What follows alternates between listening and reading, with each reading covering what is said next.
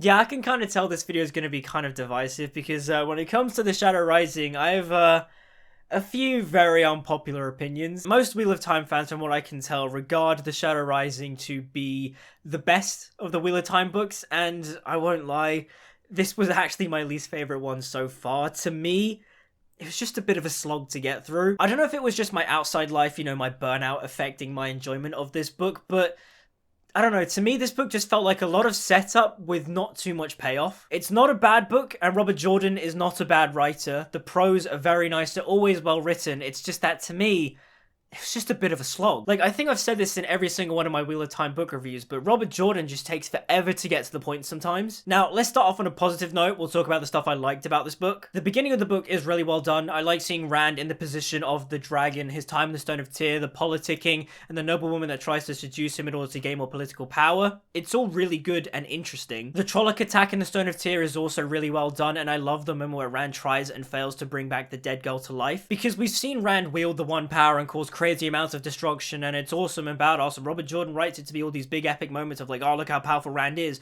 but seeing that even though Rand is as powerful as he is, he can't bring people back from the dead, and that there is a limit to the One Power. Very good stuff. Now, this was actually a surprise to me, but Perrin actually has the best subplot of the entire book. Him going back to the Two Rivers to find that he has been overrun by Trollocs and White Cloaks, and that his entire family is dead, is so well done. And I think the way Robert Jordan presents that is just so good. Like, it comes out of nowhere, but like in a good way. On his journey to the Two Rivers, going through the ways with Fail and Loyal, he's basically just arguing like a really pointless, stupid lover's quarrel with him and Fail. And then you get to the Two Rivers, you find his entire family is dead, and you're just like, whoa. What? It was really effective and powerful. You feel like you are in Perrin's shoes at that moment. It's so well done. Though I do have a prediction. I don't actually think Perrin's entire family is dead, because I don't know if this is Robert Jordan writing this as like Perrin trying to, cope with the idea of his entire family is dead. But there are lines of Perrin's internal monologue where he's basically thinking to himself, oh no, my sister is actually really good at hiding, blah blah blah, so maybe she didn't die. So I don't know. Maybe in the next book we find out that Perrin's entire family isn't dead and that one of his sisters is still alive. The whole resistance movement he forms at the Two Rivers, him basically becoming the leader, fighting the Trollocs, fighting the White Cloaks, and having members of the Two Rivers that he has idolized, like Tam Thor, basically going, Perrin, you're doing a great job, you are a great leader.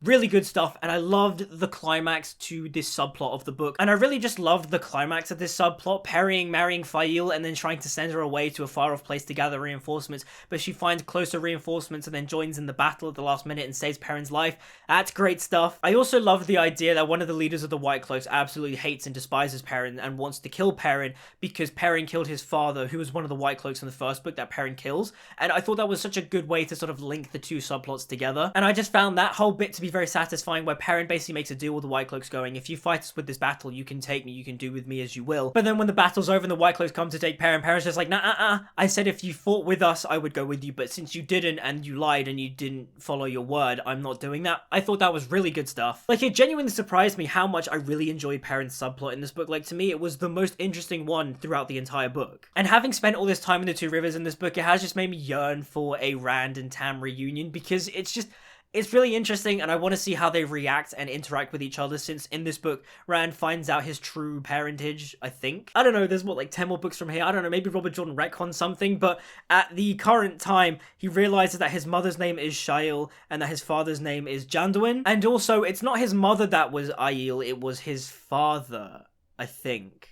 Maybe. It's been a little bit since I read that part. To be honest, the whole Rand subplot with the Aiel is fine, but honestly, it could have been told in a much more condensed way. I liked Rand's developing relationship with Avienda. Avienda becomes his unwilling protector, basically, and she teaches him the way of the Aiel and all that. And then things happen, blah, blah, blah. Rand makes this bracelet, which to the Aiel is basically a sign that Rand and Avienda are betrothed or whatever. And, like, it's fine. It's nice. And speaking of romance, a scene that I think is well done is the scene at the beginning where Rand and Egwene basically realize they don't really have romantic love for each other anymore. It's more of a platonic thing. And it basically gives Elaine the chance to get with Rand, and Rand realizes that he has feelings for Elaine as well, which is fine, but then it's weird because Rand basically ghosts Elaine throughout the entire book, and I'm kind of like, what are we doing here, Robert Jordan? Why is Rand acting like this? Like, he said he loved her, but then his actions don't show that. And when Rand thinks of Elaine, he's basically just like, oh no, Elaine.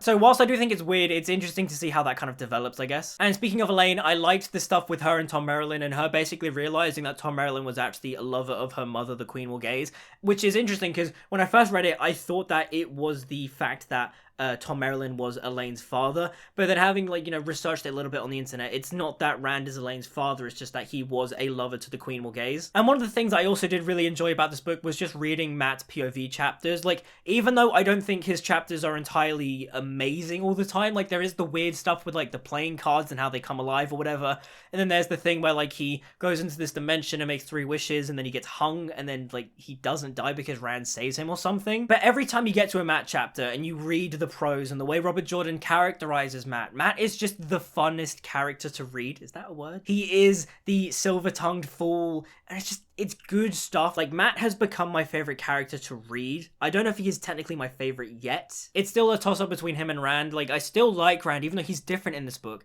He's still maybe my favorite. But every time I get to a Matt chapter, I love reading Matt's chapters, so I don't know. And another thing that I also thought was very interesting, and the way it wraps up and leaves off the end of the book is also very interesting, is that there is now a new Amelin seat because Suan Sonshen has been deposed by someone. It's on the tip of my tongue. Elida, that's it. I knew it was something like that. But yeah, Suan no longer being the Amelin seat and is now on the run with Min and Garwin and all that kind of stuff, and a bunch of Aes Sedai that remain loyal to Suan is interesting, especially now she's also stilled and doesn't have magic. It's a good ending and a good sort of shake up of the status quo of just like, oh, there is, like, you know, new political things happening in the world of the Wheel of Time. But now we're gonna get onto the stuff I didn't like. This book is so long. I mean, like, look at it. Look at how thick this is. Why is it this big? That's what she said. There is just so much in this book that could just be, like, trimmed and condensed. Like, this doesn't need to be as long as it is. I got very bored of the Egwene, Elaine, Nynaeve looking for the Black Aja subplot. Like, they've done it since, what, book 2? And I know this is book 4, but, like, seeing as how long each of these books are, they don't really do anything in these subplots. It's just like, oh, the Black Aja, we have to go find sisters of the Black Aja, and, like, not really much comes to it. At this point, this subplot is just very repetitive, and I just didn't care. Like, sure, there are cool moments like Egwene looking through the dream world and learning how to, you know, harness that power and manifest certain things inside the dream world and all that, being able to control people's dreams and getting into other people's dreams and all that. And then you have all the stuff with Nynaeve and Mogadine and how, I think Mogadine was one of the Shan-Chen or something, and then her realizing that Nynaeve feels betrayed, and then she fights Mogadine, and then there's a really cool moment where Nynaeve is just, like, super angry and, like, uses the power, one power very powerfully and all that kind of stuff and beats Mogadine. That's cool, but it's kind of like, the rest of the subplot's not very interesting. I also think the climax of this book is very weak. Like, Rand meets with all the Aiel tribes or whatever. They agree that he is the Kara Khan, the he who comes with the dawn. He makes it rain, which gave me David Lynch Dune vibes for some reason. And to be honest, it kind of should have just ended there. Like, it was fine. Like, Rand's accepted as the Aiel, and yeah, he makes it rain, all that kind of stuff. Not in the dirty way, like, he literally makes it rain. But then, like, out of nowhere, this, like, door appears, Rand goes through it, and he fights a Samadine who is disguised as one of the Gleemen Rand's been traveling with throughout most of the book. And then Rand fights a Samadine, Lambfish shows up, she shields a Samadine from the Dark One, and then basically ties a Samadine to Rand to basically teach Rand how to channel the One Power. And it's like, this is cool and interesting because Rand now has a teacher to use the One Power, and it's good setup for the next book. But it's kind of like, in terms of the narrative flow of this book, it just felt tacked on and really rushed. And I've mentioned this bit a little bit earlier, but Rand to me just feels different. But it's not bad, it's more like he's become much more stoic and he's now risen in importance. He is now the dragon, and he has ascended to that political position, and he's involved in all this politics and all that kind of stuff. And he has to be a stoic leader. But I do kind of miss some of the youthful innocence that we got with Rand in the first 3 books. Well, technically 2, he's not really in 3 that much. But that being said, the best part about Rand as a character still is the fact that Robert Jordan portrays his madness, his paranoia so effectively, and it's always so well done and so well written that it's always an interesting point to the character and why I latch onto him. The idea of just him, like, thinking he's going mad or certain paranoias plague his mind, it's very interesting and it's very good stuff to read. I don't know, there's probably more stuff in this book that I liked and disliked, but I don't know. There's something about this book that isn't really sticking with me all that much. Like, to be fair, it's been like a month since I finished it, but it's like, it didn't really stick with me this much. And it's like, after finishing this one and reflecting on the first 3 books, I actually like The Dragon Reborn much more than I did. Like, in my review for that book, it seemed like I was being very negative and all that kind of stuff. I just was kind of, taken aback by how different it was structure-wise from the first 2 books. And if I was to rank the books right now, I would still say The Great Hunt is the best one, then Eye of the World, then The Dragon Reborn, and then, like, down here would be, like, The Shadow Rising in terms of, like, my enjoyment level. It's not a bad book. I do feel like I have to keep reiterating that just because I am being critical of this book, and I know this book is a beloved book in the franchise, but just...